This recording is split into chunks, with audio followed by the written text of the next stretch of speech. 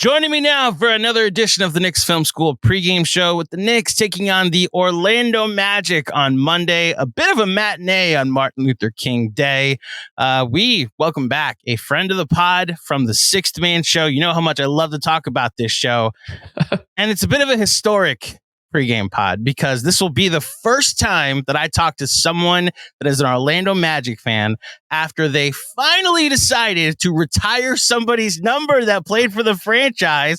So from the Sixth Man Show, please welcome Jonathan Osborne. Jonathan, how you doing? GMAC, what is going on, my man? Love your guys' show. Love everything that you guys do. Good to be back.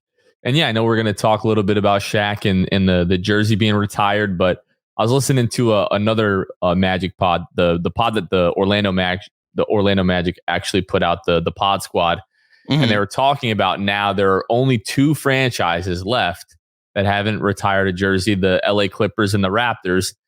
And if I'm one of those franchises, I'm like, well, we have to get it done because we can't be the last team to do it. And I'm just glad that we won't be the last to do it officially. So there you go. And I'll ask you, we'll save that the number retirement talk for the end because there's an interesting basketball team to talk about. But the first thing I thought of when I saw the thing come up on TNT and obviously the thing go on social was like, I cannot wait to talk to one of them about this when it happens. So we'll save that for the end. The Magic, I mean, the bit of an interesting time for the Knicks the last time they played the Magic, because it was the last time that Immanuel Quickley and RJ Barrett played for the Knicks was their game against the Magic. And since then, both teams have somewhat gone in an opposite direction. I will actually plug your pod, or at least one of your social media breakouts, where you talked about how, I forget what year it was, that the Magic were 19-13 at the New Year's deadline or the New Year's mark.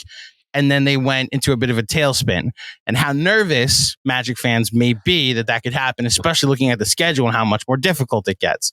Well, to start 2024, they're 2-5. Now, again, the schedule has been brutal. They've been on this road trip, and you know they actually do have an impressive win in Denver in the midst of all of the struggles lately. But to the Knicks fan that hasn't been paying too much attention to the Magic over the course of this season, specifically over the course of this month, because we've been adjusting to life after OG Anunoby, what is the biggest reason for this 2-5 stretch to start 2024? Honestly, it's been health. So you talked about the road trip a couple of weeks ago. So to start the year, we're in Golden State. We're in Sacramento. First 5 minutes of that game in Sacramento on January 3rd, Franz Wagner rolls his ankle pretty badly, leaves the game. He's been out since the last 8 or 9 games, whatever that's been. We've missed Joe Ingles, who's been a big part of the bench unit for, I think he missed 14 or 15 games somewhere along there. Markelle Fultz has finally come back. We're reintegrating him back into the lineup. We've been missing Jonathan Isaac. On that West Coast road trip, the team got hit with some kind of illness. Guys have just been in and out of the lineup. A ton of guys are playing through it. Some guys have been so sick they haven't been able to play through it. So obviously I'm not naive to the fact that you're playing better teams. It's going to be harder to come by wins anyways. But the illness and the injuries have just been running rampant through this roster the last couple of weeks.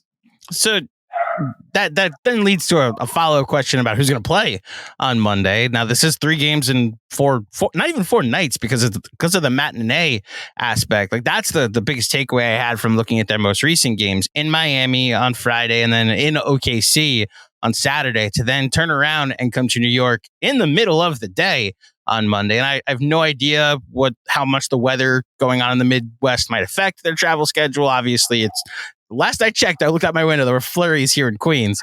But the rigidity of the schedule being what it is, like, if you want to, to the Knicks fan that isn't familiar with the injury report of the Magic right now, who do you think is of the questionable players that might not play, who might we not see on Monday?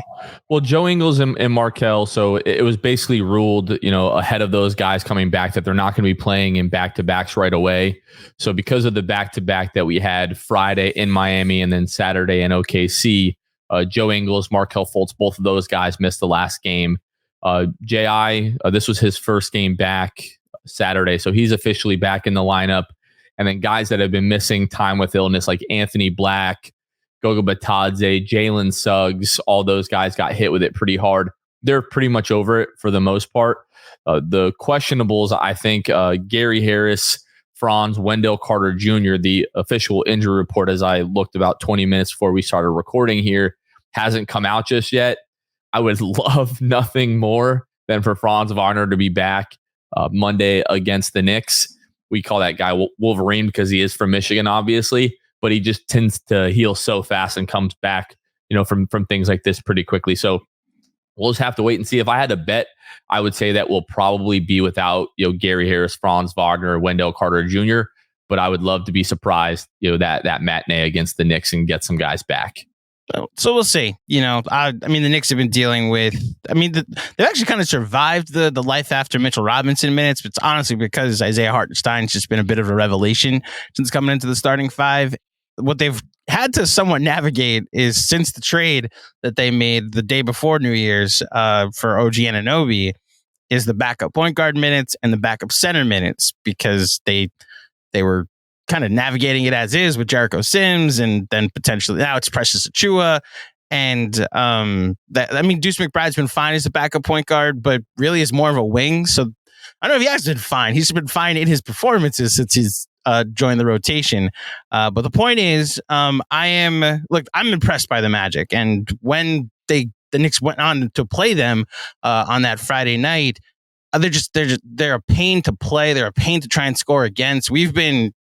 Going into this season, we were wondering who were the mainstays on that team. And obviously last year, talking to you and the other guys from the show, just like there was that 5-20 start, and then they were just like an above 500 team the rest of the year. And that has clearly carried over even then some going into this year. So I don't expect this to be, even with them being banged up, I think I speak for a lot of Knicks fans that we have the respect and the nervousness that is appropriate for a team that I think the Magic have earned so far this season. However, I need you to clarify something for me, or really just like tell me what's going on. How do I make sense of this? Because as I've gotten older, I've become more data driven, and looking at some of the numbers, they usually match the eye test. So in the Magic games that I've watched, Paolo's clearly the best player on the team, and the offense runs through him. I think he's an all-star and has taken a leap this year. I look at his efficiency numbers. They're not great, whether it be effective field goal percentage or points per shot attempt. I look at the on-off, and they're just like flat out better when he's off the court. So what's missing here? That they're the numbers as far as the efficiency isn't great. The on-off isn't great, but my brain is still saying like he's been better this year. He has actually gotten better and improved this year.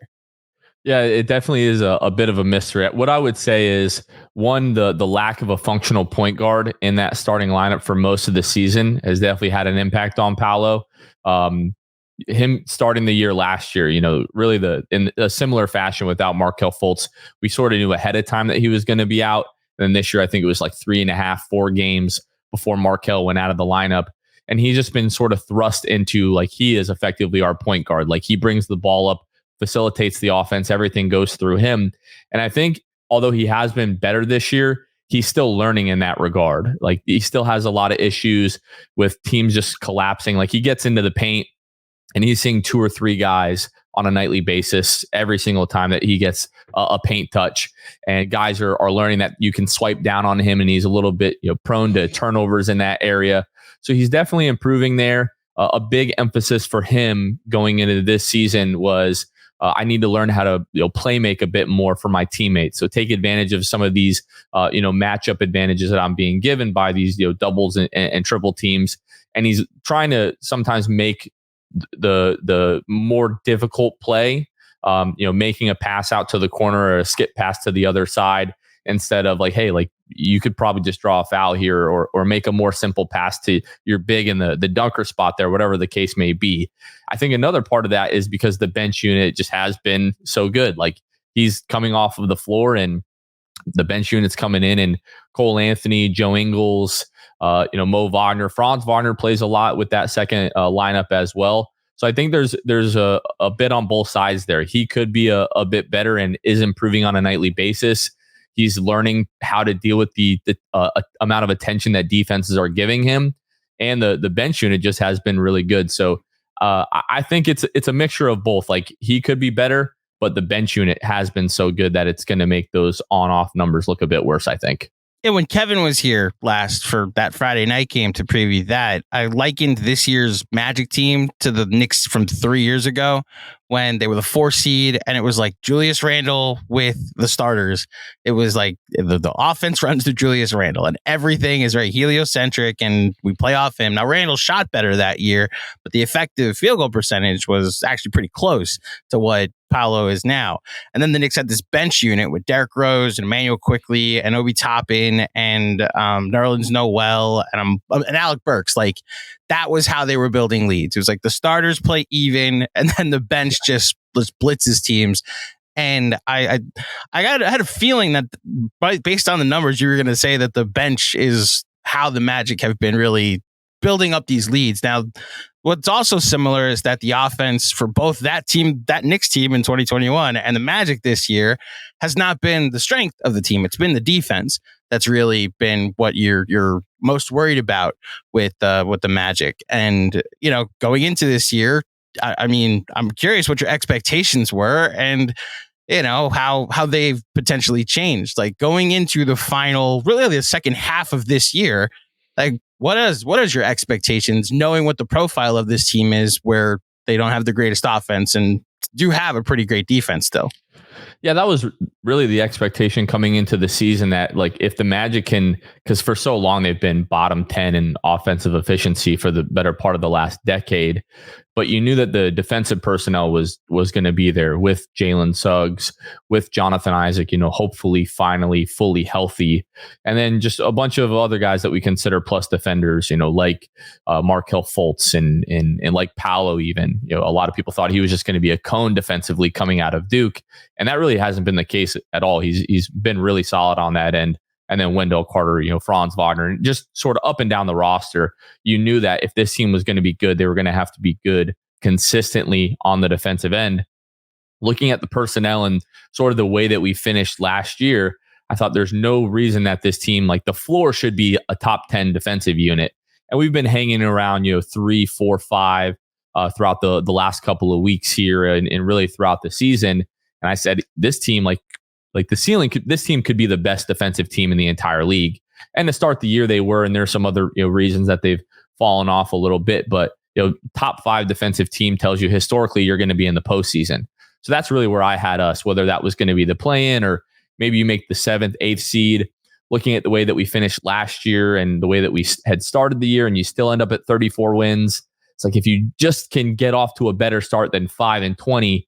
You should be in a good position to, get, 40 plus wins. So I had us about 42, 43 wins to start the year. The winning streak changed that a little bit. I think when you're winning 9 games in a row, you think you're never going to lose another game. You can beat anybody. Oh my gosh, we're going to win 60 plus games this year. Of course not. That wasn't ever, realistic, but the emotions were flying high during that win streak for sure. But yeah, expectations have definitely shifted a bit.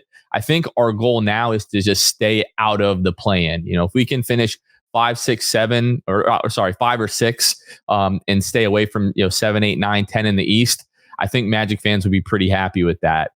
As exciting as it would be to have a winner go home game in a play-in, maybe even at home, I think that's what success should look like for the Magic this year. Just avoiding the play-in and being able to get into the playoffs comfortably. So then in this glut that obviously Knicks fans are paying attention to, I'm going to include the Sixers in this, between the 3 seed and the 8th seed, who scares you the most? I should just give everybody an update as we're recording this around 2:15 on Sunday. So any of the NBA games that are scheduled for today have not happened yet. But as it currently stands, the Sixers are the 3 seed at 24-13. The Pacers are a game and a half back for 4th. The Cavs are 2 games back, also tied with the Knicks with 2 games back for 5th and 6th. The Heat are 7th. The Magic are 8th. And then 3 games behind the Magic are the Chicago Bulls, 4 in the loss column. So of those teams, who scares you the most as far as your competition to be out of the play-in? To be out of the plan, like if we're talking just like overall, like it would be the 76ers. They kicked our butts a couple of weeks ago without Joel Embiid. Obviously, you guys would be in the conversation as well. Have been playing so well since the trade happened with OG. Who am I most afraid of? Like in that sort of like 6 to 10 range, Brooklyn has really beat us up quite a few times this year. Really? Each time that we played them. We played them twice. They smoked us both times. They were actually the team that put an end to our win streak earlier in the season. So if we were to have to play Brooklyn in a play-in, I think most Magic fans would probably be pretty nervous. And then the in-state rival, the Miami Heat, we just lost to them again on Friday. Anytime that there's a Magic home game, usually there's a lot of Heat fans there as well. But overall, 76ers and the Knicks, beyond that, we've played well against Indiana and Cleveland for the most part this year. And then just old demons with the Heat, and the Nets have been kicking our butts so far to start the year here. That surprises me about Brooklyn. And maybe this is just like Big Brother not paying attention to what Little Brother's been doing. But my goodness, when the Knicks have played them, they played them once and they looked like a team kind of going nowhere. And like they're the 10th seed now. And who knows if they're going to turn things around. But they feel like there was a portion of the season where I thought they quit on their coach. And I was wondering if this was going to lead to a firing. And now they look like a team that needs to make a move. But that's interesting that Brooklyn strikes for whatever reason they're getting up when they play the Magic. They like Royce O'Neal, especially, like those guys just have not been able to miss. Like I'm pretty sure they've pretty close to beating us by 20 plus points in both of the games that we played them this season. Interesting. Well, for your sake and for my amusement, I hope the Brooklyn Nets don't make the play-in and we don't have to worry about them come playoff time. So you mentioned that's like those are the teams you're afraid of. Those are your expectations. As it currently stands, what does a disappointing end to the season look like? Is it like even if they make the play-in, and they win, is that still a disappointment, or like would just getting into the dance be enough for this? I'll be honest with you. Going back to September, early October, if you told me that, hey, the Magic make the play-in and they make the playoffs, I would have taken that 100% of the time. I'll be slightly disappointed if we end up in the play-in, but if we end up making it to the postseason, of course, that's going to be a successful season for us. A lot of people had the Magic, winning 36, 37 games. So, making the play-in, winning a 7, 8, 9, 10 matchup, and then, moving on would be awesome. I'd be really, really happy with that. Now, if you fall all the way to 9, 10, you end up losing in the first play-in game, I think at this point, most Magic fans would be pretty disappointed. But like I said, you told us 3 or 4 months ago that the first couple of weeks into January, we'd be sitting here at 21-18, and I'd be talking to you about, hey, would it be bad if the Magic made the play-in? No, we would definitely all take that.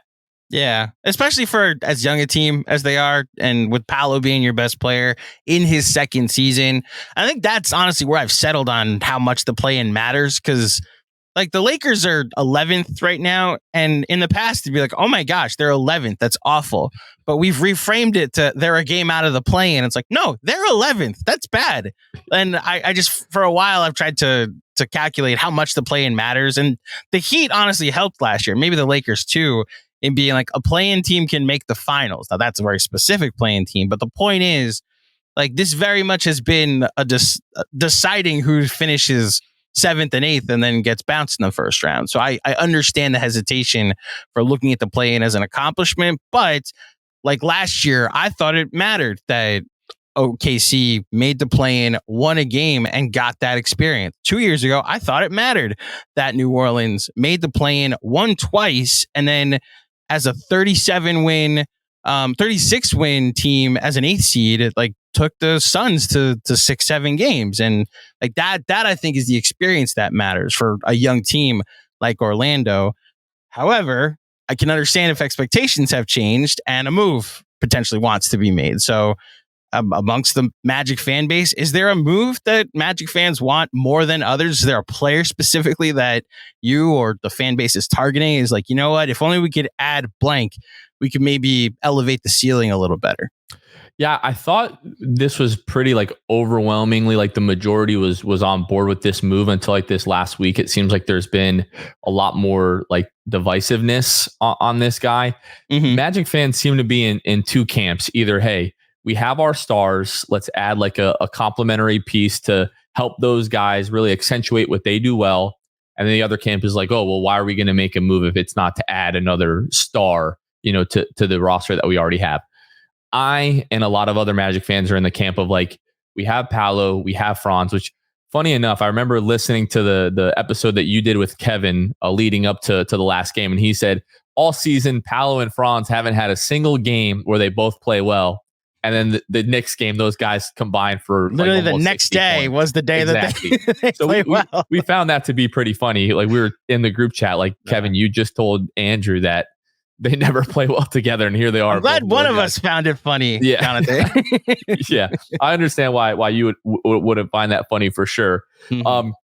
But really, where we're at is like, hey, if we can build around these two guys who are hopefully going to be the pillars of the franchise moving forward, and we can help give those guys a little bit more space to operate and maybe take some playmaking responsibilities from them, a few possessions a game here. That's what the Magic should be trying to do. So a name that popped up in trade rumors, now for the last couple of months, it seems, has been Tyus Jones from the Washington Wizards, a guy who for the last several years has led the league in assist to turnover ratio. This year, he's shooting, I believe, 42% from behind the arc. A guy who can help facilitate the offense, who isn't going to turn the ball over, which has been a big problem for the Magic this year, and can give you spacing for Franz and Paolo to operate and at times, facilitate and run the offense himself. I feel like that guy would be a perfect fit. Can he be a little bit of a defensive liability given his size? He can, but I still think he competes on that end.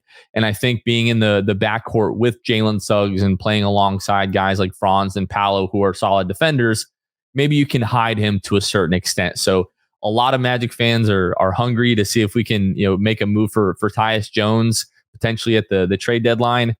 Now the Magic aren't, big in-season move makers typically, so I wouldn't be surprised if they don't make that move. But if I had to make a list of, my wish list for this trade deadline, that would be at number one for me. So when the Knicks played the Wizards last week, and I talked to somebody that covers the Wizards, Matt Moderno of the Believe in Wizards podcast. I asked him about Tyus Jones because the Knicks are in the market for a backup point guard. The price sounded a bit steep, and not for nothing, the Knicks, because of this looming trade for a superstar they apparently have to eventually make, they're not in the interest of trying to get someone that is expiring salary. So with those hesitations that I might potentially have from a Knicks perspective, did you have any of those hesitations that like this might only be a rental, and as a result, you may have to outbid somebody because there are a lot of teams in the market for a backup point guard? Yeah, I think there's always that concern. One thing that I've learned in covering the league is that even though you're technically not allowed to have contract negotiations going on during this, the season with certain players, there's always back channels that, yes, can there are.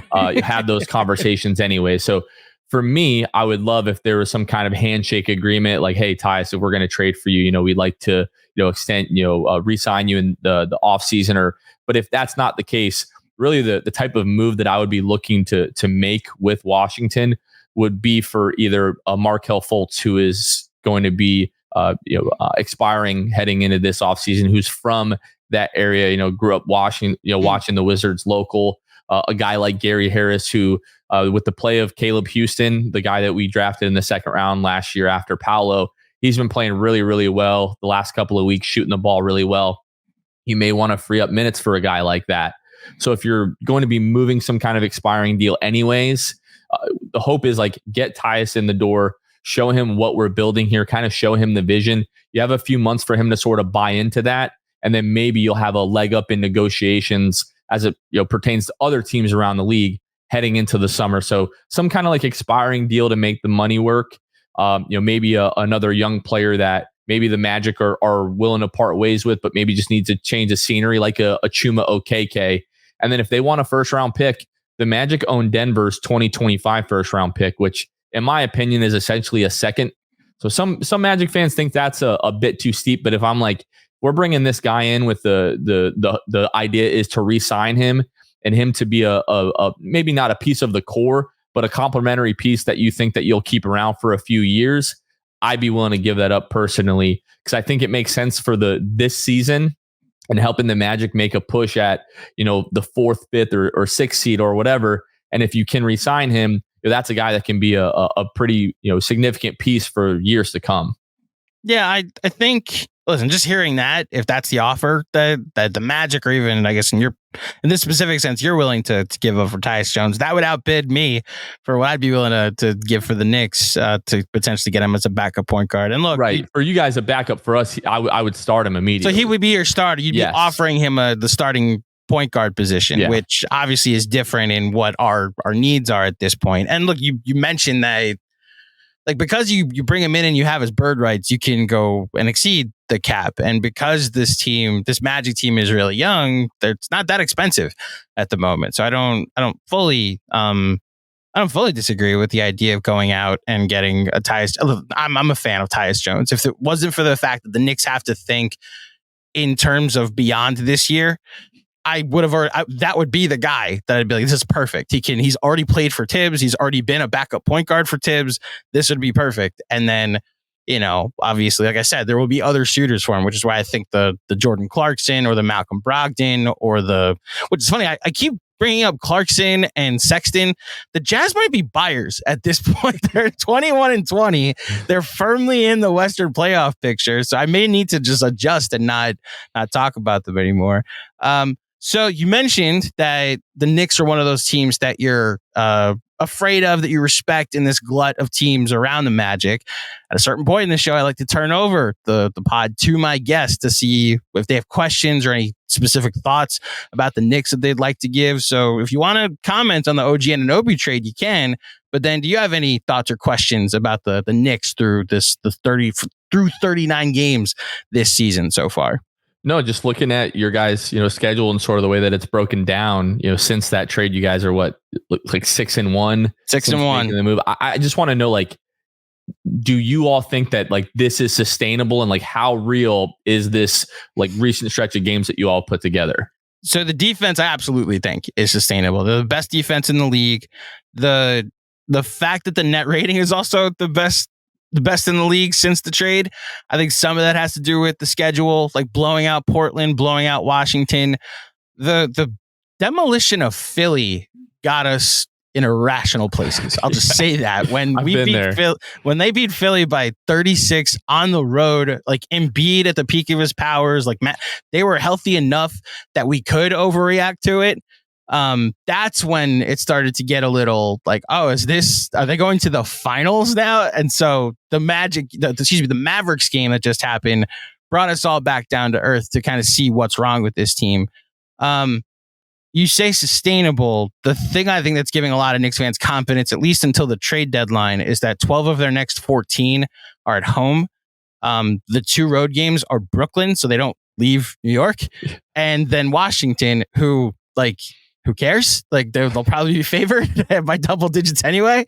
So those being your only 2 road games for pretty much the next month has allowed Knicks fans to start to think they can, I don't even know if it's build a cushion, but really start to build up some winning ways. And at least over this 14 game stretch, maybe you go 10-4, 11-3, and then you're looking up and you're the 3 seed at the end of it.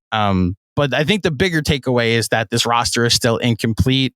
I think they're going to go out in the market for a point guard. I think the center position is interesting because Mitchell Robinson has not been ruled out for the year. So maybe you get him back for the playoffs and he's your backup center, which, my goodness, how much of an upgrade that would be as a backup center.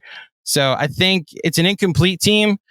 But for the reason they made the trade being we need to consolidate a bit and go get and boost the defense and that side of the ball, it's absolutely work, and I think that's sustainable. That's awesome. Yeah, I mean, I'm willing to. Well, I'm waiting to see what it looks like Monday. I have a feeling again we're still going to be pretty depleted, but to see just how much the team has changed in that dynamic, because I don't, I'm sure that you guys have had your fair share of people talking about RJ Barrett and everything like that since the trade. But when RJ decided it was it's RJ time, we were please, by all means, oh man, go right ahead. So I'm interested to see how that dynamic has shifted with the new moves that you guys have made. I will say, OG Anunoby is not. I mean, maybe it's a good thing. He's not the offensive player RJ was, in the sense that he's an off-ball guy. Like, he's not someone that can really create for himself in the moments we've seen him try. It hasn't really worked, but when you have good passers like Hartenstein, like Randall at times, like Brunson, we've actually seen him show a bit of a passing skill that we didn't know how good it may potentially be through the first year and a half. He's finding OG on cuts, on wide open threes in the corner, and that's how he gets his points. And then just bringing this defensive impact that is unbelievably elite is where you really see the benefit. It's fascinating. That was your thoughts about RJ Barrett, because there's a portion of Knicks fans that would be like, it's because of all these other things around him and it's not RJ's fault. And then there's a lot of us that were like, at a certain point, like, you play 10,000 minutes, you are what you are. And it's why, like, he got off this really good start in Toronto and then had a 4-point first half, a scoreless first half. And it was like, all right, yeah, it's kind of the RJ experience. There's going to be great moments at times, and then he's going to have some clunkers that, remind you that he can be really inefficient. So, we'll see what happens on the other side of it as things keep going. Do you have any other questions? No, that's really it. We're so locked into the Magic over here. Like, a lot of times I lose touch with what is going on around the league. Like, you do a much better job of knowing, everything, like the dynamic around the league that I do.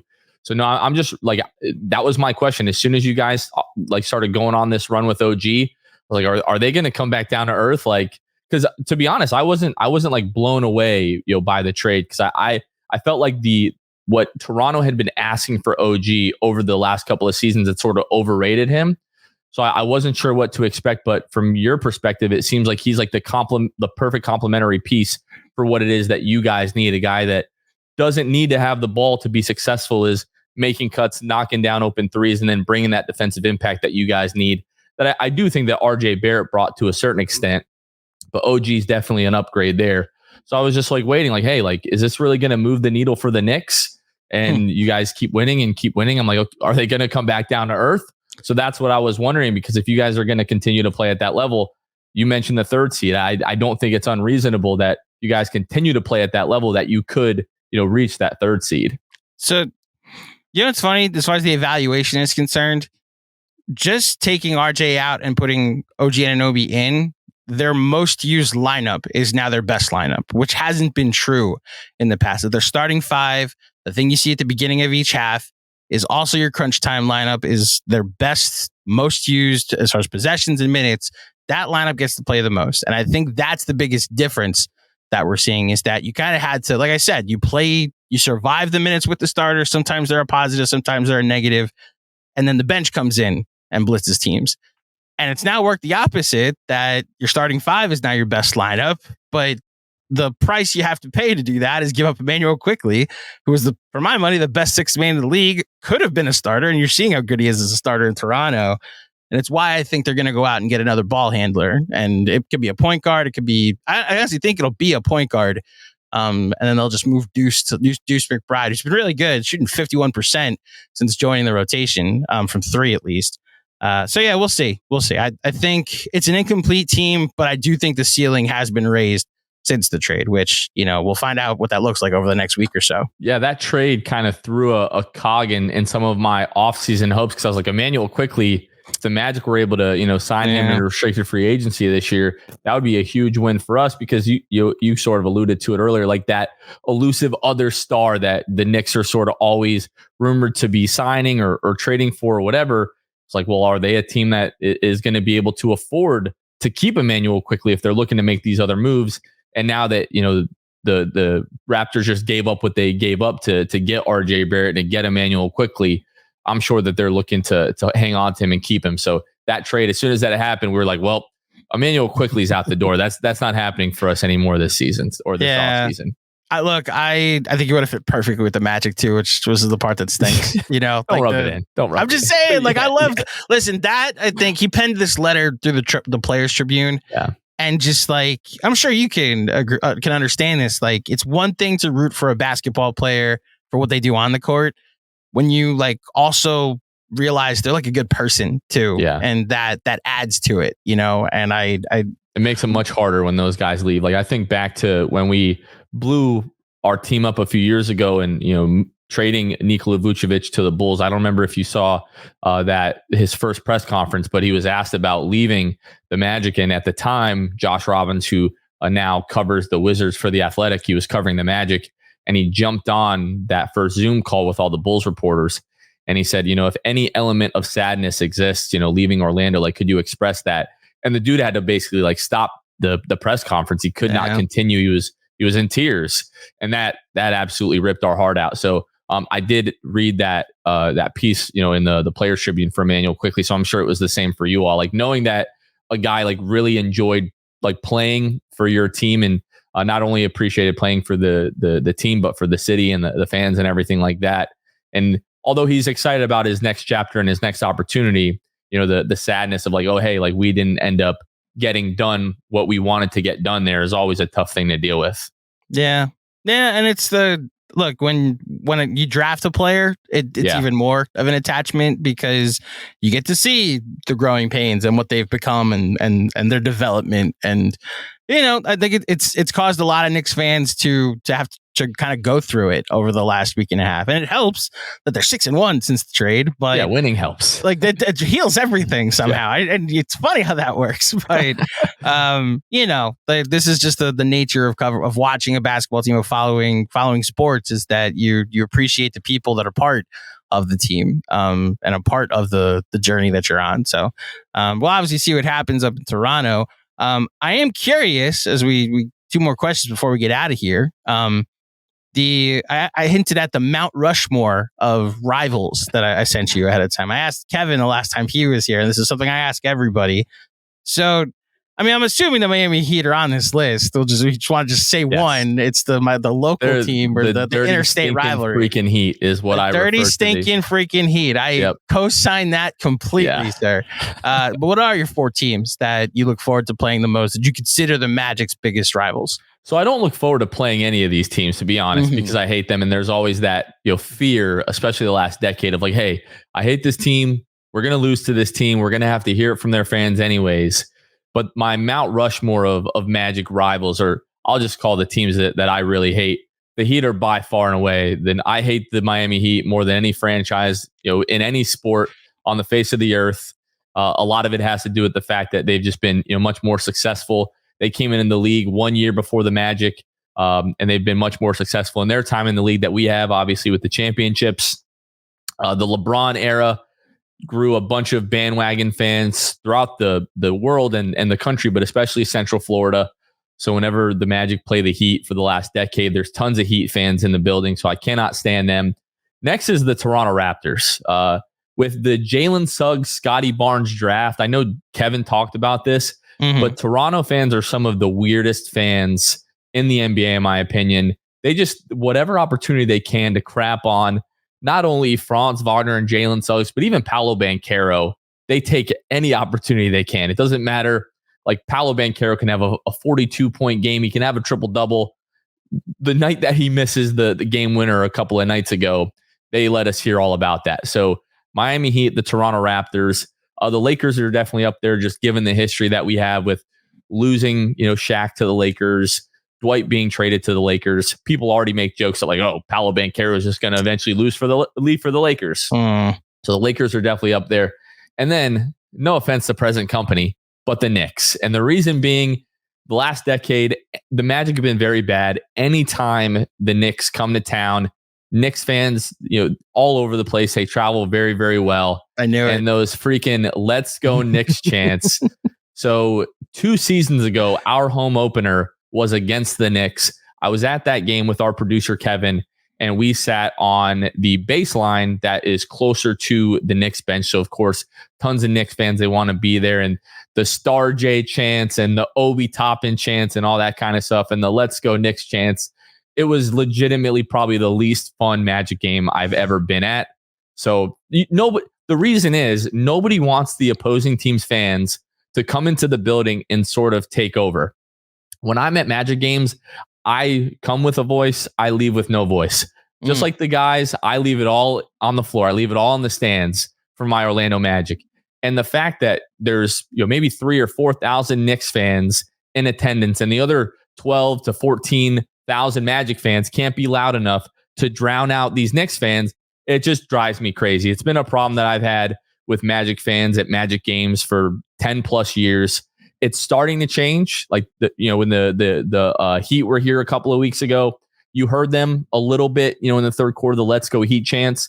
But whether it's the 76ers or the Celtics or the Heat, Magic fans this year have been pretty good about drowning those chants out when they've started. But it's just left a sour taste in my mouth over the years. I've been at far too many games hearing "Let's go Celtics," "Let's go Knicks," "Let's go Warriors," "Let's go Heat," and "Let's go Lakers," and so on and so forth.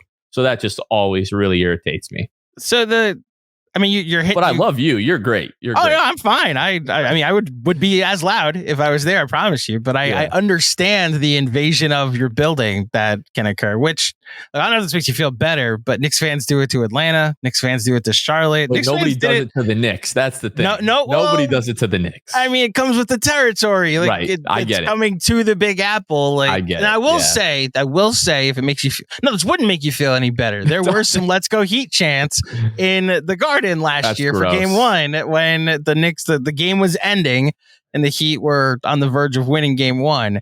That's gross. Yeah, listen, we share the Heat as far as the hatred is concerned. And I understand, obviously, the Toronto one is fascinating. And obviously, the Toronto's I don't know if they're a rival at this point, but they're a team I circle now. Like this Saturday, actually, the Toronto Raptors come to Madison Square Garden for RJ Barrett and Immanuel Quickley's first games as visitors at MSG.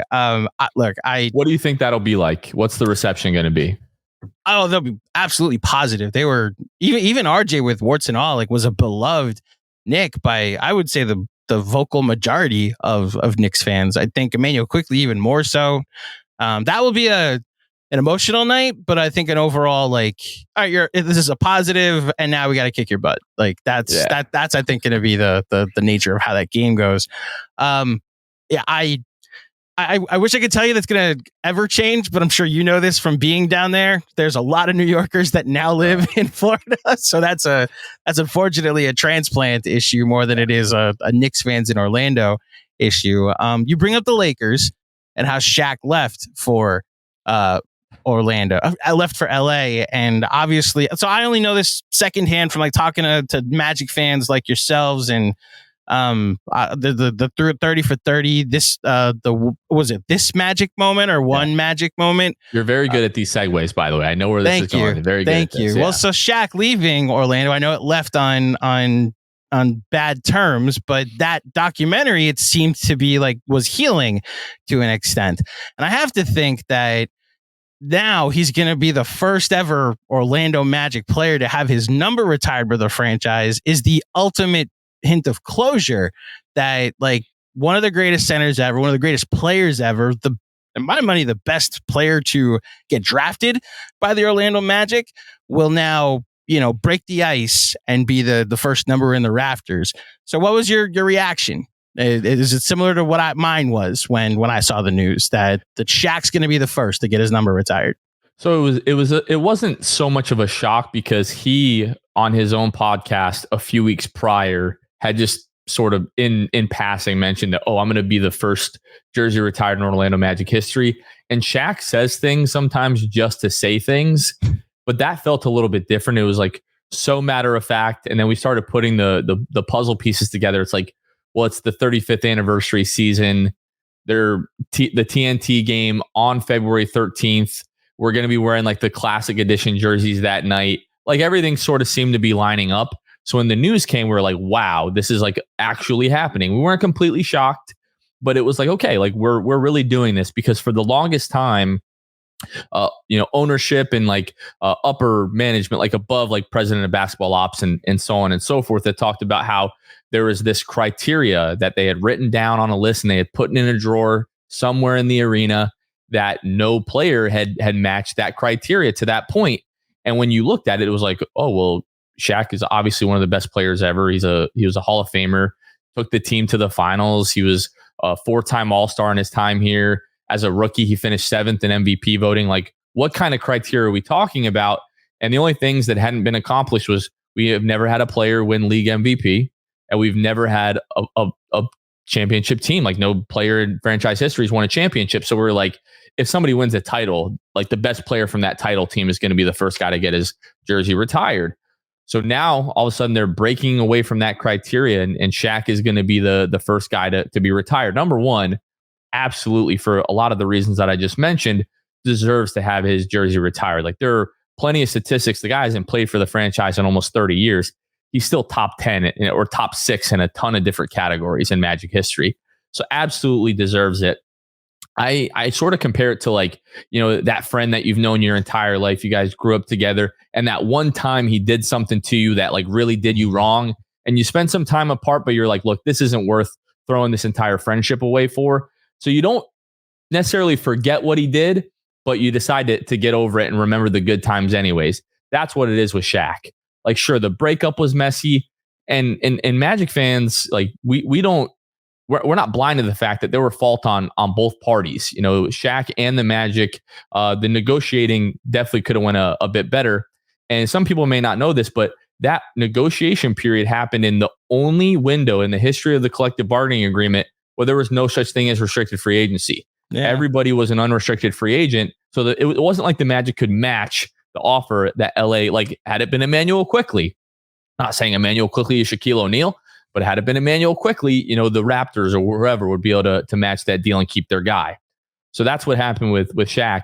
The one thing that I don't know that Kevin talked to you about this, but we thought the first guy should be Nick Anderson. He did. He said that the Magic truthers would say Nick Anderson should be the first. That is correct. The guy, all-time leader in games played 10 seasons with the Magic. He's spent the last 17 years as a community ambassador. He's at every Orlando Magic home game, shaking hands, taking pictures, signing autographs, all that kind of stuff. He comes out to Magic watch parties. Like, we had a watch party Friday night when we played the Heat. Nick Anderson was at the watch party, chopping it up with Magic fans. And I walked right up to him. I shook his hand. I said, I'm happy for the big fella, but you should have been first. And we're going to keep beating the table that eventually Nick Anderson's jersey should be in the rafters. But as it pertains to Shaq, it's time. It's well-deserved. I'm happy that we're, ripping the Band-Aid off, so to speak, and putting his jersey in the rafters because he absolutely deserves it. Super excited for that night. Who else after Nick Anderson? After Nick Anderson, so this is the thing now. This is the thing that really rubs me the wrong way. Is Orlando Magic CEO Alex Martins, the day after the announcement was made, goes on local Orlando Magic, sports talk radio, and he said, well, one of the key criteria to having your jersey retired by the Orlando Magic is going to be the fact that you have to be a pro basketball Hall of Famer. Well, that excludes Nick Anderson. Nick Anderson's never going to be in the Hall of Fame. And then Penny Hardaway, who is on the ballot this year. We'll find out in a couple of weeks if he's going to be a finalist for this year to go into the Hall of Fame.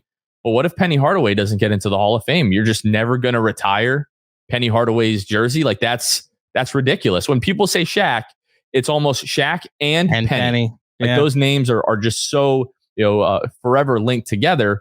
So for me, it would be Nick Anderson, Penny Hardaway, Tracy McGrady, Dwight Howard. And this might not be popular, but I put Nikola Vucevic's number 9 up in the rafters. Franchise leader in field goals made, played there for 9 years.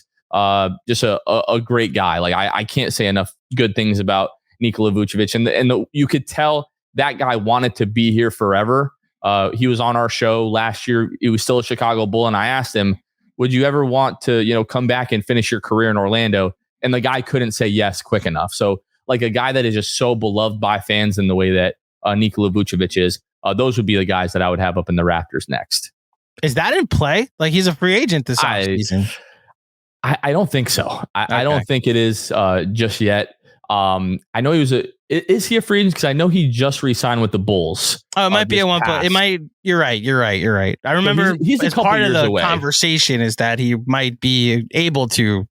I know he's available in trade talks, so I don't know if that's because he's potentially a free agent. So I'm going to look it up now. That would have been the biggest heist in the history of the league if we traded Nikola Vucevic for what ended up being Franz Wagner and Wendell Carter Jr. And then the second he's a free agent, he comes back to Orlando. That would have been the greatest transaction in the history of the NBA. But I would love eventually for that guy to come back and be if he's our backup center, when we're contending, I would love nothing more than that and for the guy to eventually retire here. Yeah, just signed 3 for $60. So he's got a little years bit of time after before he this can year. come back. Yeah, just a little bit, bit. I know we talked about how you're a Giants fan, a football Giants fan. Are you? Yes. Do you follow baseball at all? I do. I'm a Yankees fan. So you're a Yankee fan. I know we might have talked about this last time too, but yeah. So it's the Aroldis Chapman. Like you trade him to the Cubs, they win their title, but you get Torres. Then you just sign Chapman in the offseason, and it's like so.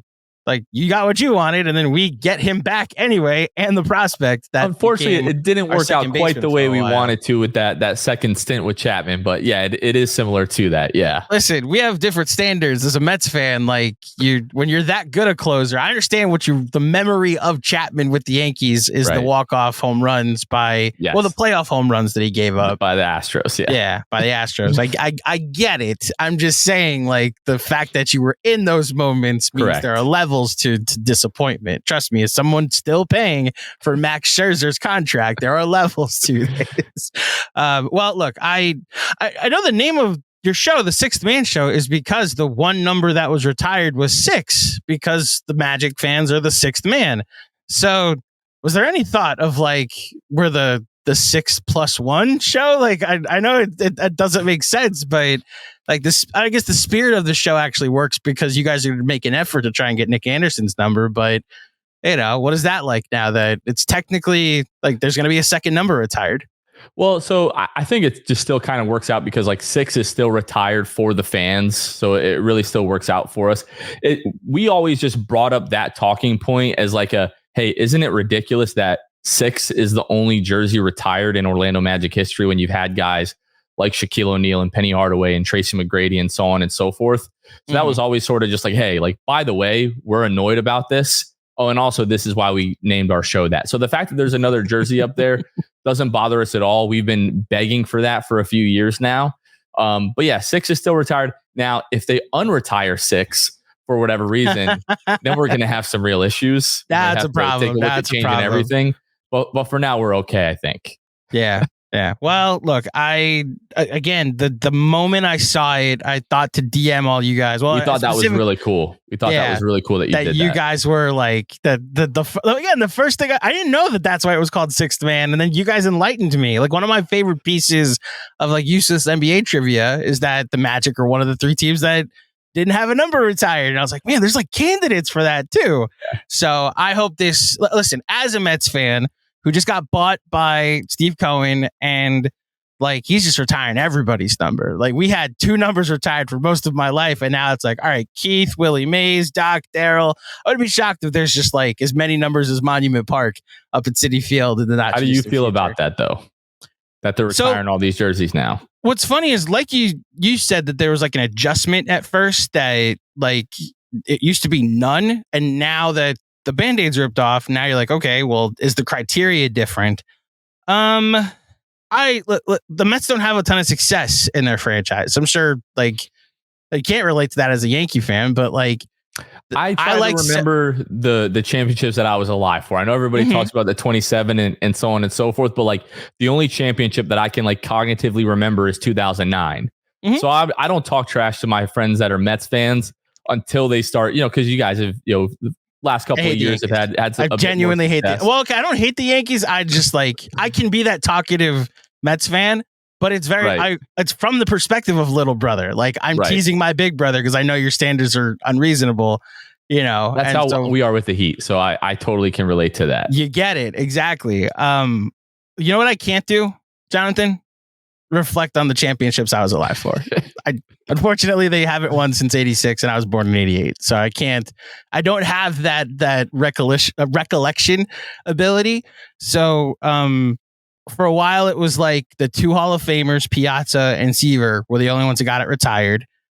David Wright was going to be a fascinating one, and then like the last day that Wilpons owned the team, they retired Jerry Koosman, and I was like, oh. Well, that changes things because he won a championship with the Mets. But if you're just going to start retiring champions, then we now need to go to the 80s and get more 86 Mets up there. Then Steve Cohen bought the team. And in like 4 years, 3 more guys have gotten their numbers retired. So I wonder if this is just going to be a flurry of things. I personally don't mind it. I like reflecting on history, especially when you have a limited history with the Mets. But we'll see. To the Knicks fans that completely tuned out because we started talking baseball, I don't care. I really don't. I hope you found this educational to an extent.